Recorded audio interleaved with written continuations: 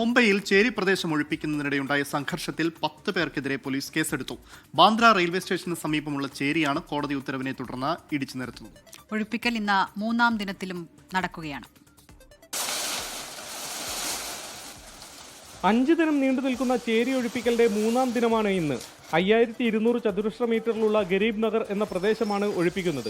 Western റെയിൽവേയുടെ ഭൂമിയാണിത്.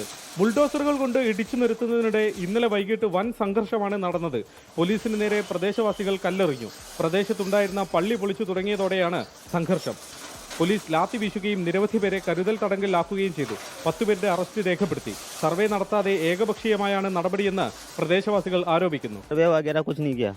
बिना notice के कल मस्जिद भी तोड़ दिया. देखो मस्जिद की तरफ कैमरा घुमा सर.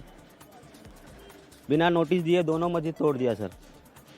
ഇന്നത്തോടെ 80% പൊളിച്ചു നീക്കലും പൂർത്തിയാകും. ഹൈക്കോടതി ഉത്തരവിനെ തുടർന്നാണ് കയ്യേറ്റം ഒഴിപ്പിക്കുന്നത്. കൂടുതൽ പ്ലാറ്റ്ഫോമുകൾ, കൂടുതൽ ട്രെയിൻ തുടങ്ങി റെയിൽവേ സ്റ്റേഷൻ വികസനത്തിന് ഭൂമി ഉപയോഗിക്കുമെന്ന് വെസ്റ്റേൺ റെയിൽവേ പറയുന്നു. ഒഴിപ്പിക്കൽ പൂർത്തിയായാൽ പ്രദേശത്ത് വേലി കെട്ടിത്തിരിക്കും. 24 മുംബൈ.